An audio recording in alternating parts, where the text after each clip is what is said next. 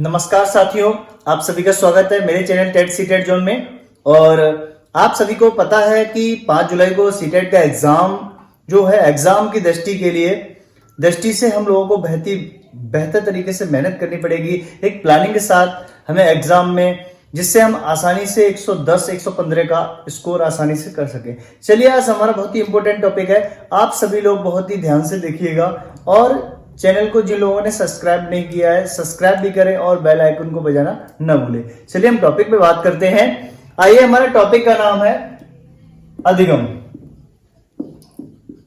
ये बहुत ही important topic है। अधिगम जो जीवन में अधिगम जो होता है, जिसे हम बोलते हैं सीखना। क्या बोलते हैं? सीखना।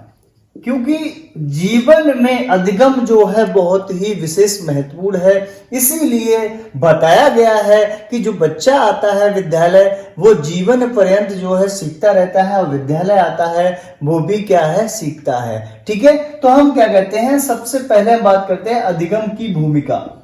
इसकी बात करेंगे, अधिगम की भूमिका। अधिगम की भूमिका क्या है? अधिगम की भूमिका है, अधिगम निरंतर चलने वाली प्रक्रिया है। क्या है? अधिगम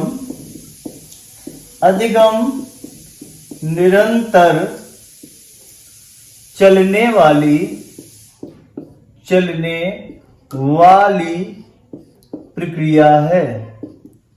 प्रक्रिया है। थोड़ा यहाँ पे समझना है, इंसान का, एक बच्चे का या इंसान का जन्म होता है, बच्चे का जन्म होता है, सीखना प्रारंभ हो जाता है, स्टार्ट हो जाता है, प्रारंभ हो जाता है, और जब तक इसकी मृत्यु नहीं हो जाती तब तक वो सीखता रहता है। मतलब इंसान जीवन पर्यंत सीखता रहता है, इंसान जन्म से लेकर और जब तक उसकी मृत्यु नहीं हो जाती है, इसीलिए कहा जाता है निरंतर चलने वाली प्रक्रिया है। मतलब सीखना जो है, अधिगम जो है, वो जीवन पर्यंत चलता रहता है। क्लियर है? चलिए हम आगे बात करते हैं, डेफिनेशन को लेते हैं, यहाँ पे जोड़ते हैं। तो यहाँ पर सबसे पहले हम बात करते हैं स्किनर साहब की। ठीक है, डेफिनेशन में यहां पर हम लेते हैं स्किनर को। तो स्किनर ने लिखा है, स्किनर की डेफिनेशन जो बहुत ही ज्यादा इंपॉर्टेंट है। तो इन्होंने लिखा है, सीखना व्यवहार में उत्तरोत्तर सामंजस्य की प्रक्रिया है। क्या लिखा है? सीखना व्यवहार में उत्तरोत्तर सामंजस्य की प्रक्रिया है। थोड़ा समझिएगा आप लोग, स्किनर ने क्या लिखा है? स्किनर कहते हैं सीखना व्यवहार में उत्तरोत्तर सामंजस्य की प्रक्रिया है, मतलब तालमेल बिठाने की प्रक्रिया है, सामंजस्य की प्रक्रिया है। यहाँ पे थोड़ा आप जोड़िएगा, सामंजस्य की प्रक्रिया है। तो यहाँ पर तालमेल बिठाना क्या है? यहाँ पर क्या है? एक प्रक्रिया है। ये स्किनर की डेफिनेशन है। आगे हम बात करने वाले हैं गिलफोर्ड के अनुसार। गिलफोर्ड कहते हैं कि जीवन में जो परिवर्तन है वही अधिगम है। गिलफोर्ड क्या कहते हैं? गिलफोर्ड कहते हैं जो भी कोई परिवर्तन ही अधिगम है। कोई भी परिवर्तन अधिगम है। कोई भी परिवर्तन क्या है? अधिगम है, मतलब सीखना है। तो आपको डेफिनेशन, ये इंपॉर्टेंट डेफिनेशन है, इनको आप ध्यान रखिएगा। कोई भी परिवर्तन अधिगम है। क्रो ने क्या कहा है? आदतों का, ज्ञान का, अभ्यर्थियों का अर्जन ही अधिगम है। किसका नाम है? क्रो एंड क्रो क्या कहते हैं? आदतों का, अभिव्यक्तियों का, ज्ञान का अर्जन ही अधिगम है। किसका? आदतों का, अभिवृत्तियों मतलब एटीट्यूड, अभिवृत्तियों और ज्ञान, आदतों का, अभिवृत्तियों का, ज्ञान का अर्जन ही क्या है? अर्जन ही क्या है? अधिगम है। अर्जन क्या है? अधिगम है। तो डेफिनेशन आप सभी को बहुत ही बेहतर तरीके से क्लियर है। चलिए हम आगे इसके बढ़ते हैं। तो हम बात करते हैं इसमें, सबसे पहले वो करते हैं सीखने की विशेषताएं। बहुत इंपॉर्टेंट है कि अधिगम की विशेषताएं मतलब सीखने की विशेषताएं। चलिए अब बात करते हैं सीखने की विशेषताएं क्या क्या हो सकती हैं। आप लोग देखिए, ये जो चीजें आती हैं पेपर में वो आपके माइंड मतलब आपके मानसिक स्तर पर डिपेंड करती हैं, आप किन चीजों को सोच के किस प्रकार से उत्तर देते हो। इसलिए मेरा कहने का तात्पर्य यह है इन चीजों का बहुत ही गहन तरीके से, क्योंकि सीटेट में रटने वाला कॉन्सेप्ट कम होता है, समझने वाला ज्यादा होता है, जिस पे हम बात कर रहे हैं।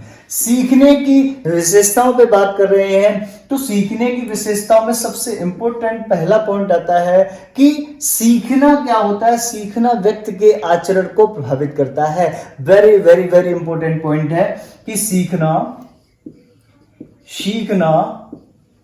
व्यक्ति के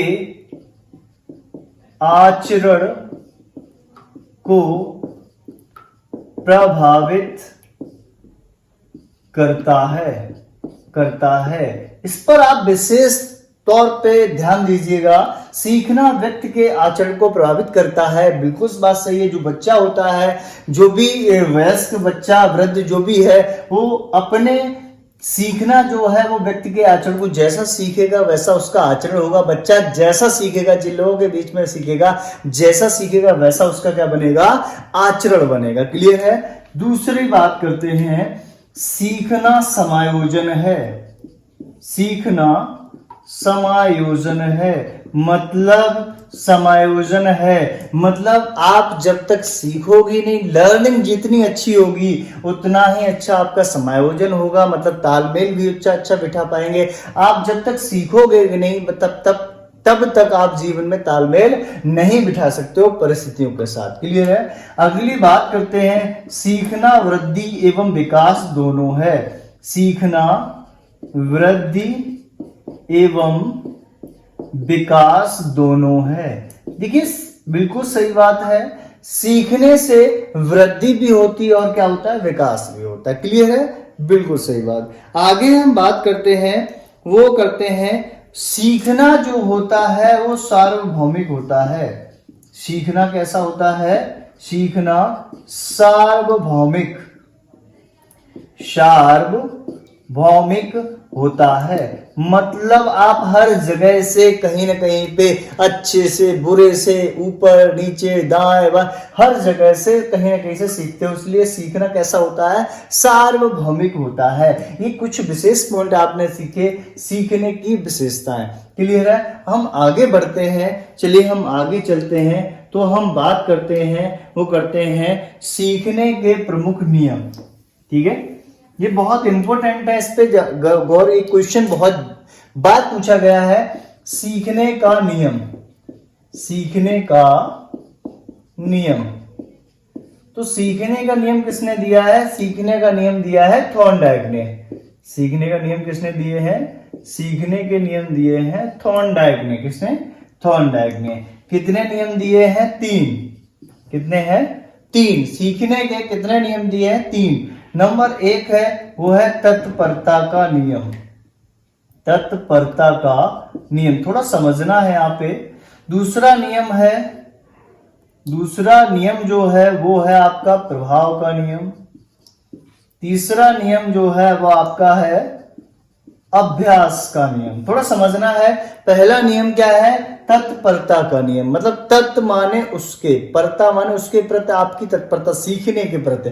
मतलब कहने का यह है कि बच्चे को आप क्लास में बिठा तो सकते हो, लेकिन जबरदस्ती नहीं पढ़ा सकते हो जब तक उसकी तत्परता कहाँ नहीं होगी, सीखने के लिए नहीं होगी, पढ़ने के लिए नहीं होगी। मतलब ये कहने का एक एग्जाम्पल समझिए, घोड़े को तालाब के किनारे ले जाया तो जा सकता है, लेकिन जबरदस्ती पानी नहीं पिलाया जा सकता है, क्योंकि जब तक घोड़े की तत्परता कहाँ पानी के लिए नहीं होगी, पीने के लिए नहीं होगी। उसी तरीके से बच्चे को जबरदस्ती क्लास में बिठाया जा सकता है, स्कूल जबरदस्ती भेजा जा सकता है, लेकिन जबरदस्ती पढ़ाया नहीं जा सकता जब तक उसकी तत्परता पढ़ने के लिए नहीं होगी। नेक्स्ट पॉइंट है प्रभाव का नियम।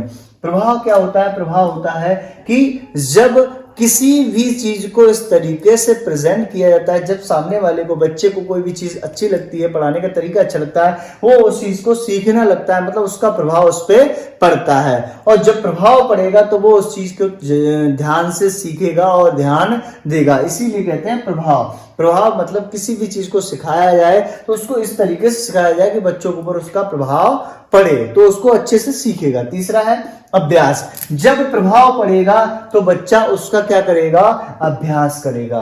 अभ्यास करेगा तो वो उस चीज में क्या हो जाएगा, परफेक्ट हो जाएगा। कहते हैं प्रैक्टिस मेक्स मैन परफेक्ट, मतलब किसी भी चीज का आप अभ्यास करोगे तो आप उस चीज में क्या हो जाओगे, परफेक्ट हो जाओगे, पारंगत हो जाओगे। ठीक है, कहते हैं अभ्यास करने से मूर्ख भी विद्वान बन जाता है। मतलब आप अगर अभ्यास किसी भी चीज का करते हो तो मूर्ख जो लोग होते हैं वो भी विद्वान बन जाते हैं। तो आप लोग समझ सकते हो, आप लोग विद्वान ऑलरेडी हो। महाविद्वान बनने के लिए आपको क्या करना पड़ेगा, प्रैक्टिस करनी पड़ेगी। क्या करना पड़ेगा, प्रैक्टिस मतलब अभ्यास करना पड़ेगा। तो ये थॉर्नडाइक के 3 नियम है। अगर पूछा जाए कि तत्परता का नियम किसने दिया, थॉर्नडाइक ने दिया। प्रभाव का किसने दिया, थॉर्नडाइक ने। तीनों नियम है, तीनों नियम को व्याख्या हमने आपको बहुत अच्छी तरीके से व्याख्या कर दी है, किस तरीके से क्या बच्चों पे अप्लाई करते हैं, किस तरीके से बच्चों पर प्रभाव पड़ता है इन तीनों नियम का। ठीक है, आगे हम बात करने वाले हैं सीखने के गौड़ नियम। ठीक है, आगे बात करते हैं। चलिए आइए बात करते हैं सीखने के गौड़ नियम। इसको साफ करते हैं। नियम, यहां पे सीखने के गौड़ नियम, गौड़ नियम की बात करें, ये भी नियम जो है वो किसने दिए हैं, थॉर्नडाइक ने। किसने, थॉर्नडाइक ने ही ये नियम दिए हैं। थॉर्नडाइक ने कितने दिए हैं, 5। सीखने के गौड़ नियम कितने दिए हैं, 5। कौन कौन से, नंबर 1 बहु प्रतिक्रिया का नियम। बहु प्रतिक्रिया का नियम थोड़ा समझना है।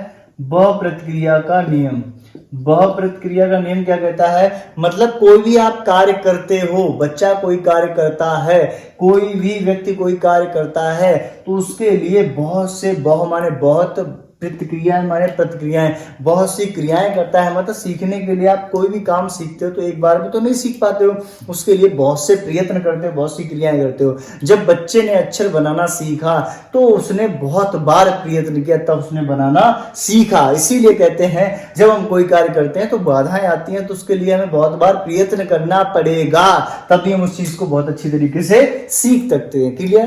दूसरा बात करते हैं आत्मीकरण का नियम। आत्मीकरण का नियम बहुत इंपॉर्टेंट है, इसको समझिएगा। ये कहता है, आत्मीकरण का नियम क्या कहता है, ये कहता है नवीन ज्ञान को पूर्व ज्ञान से जोड़ना।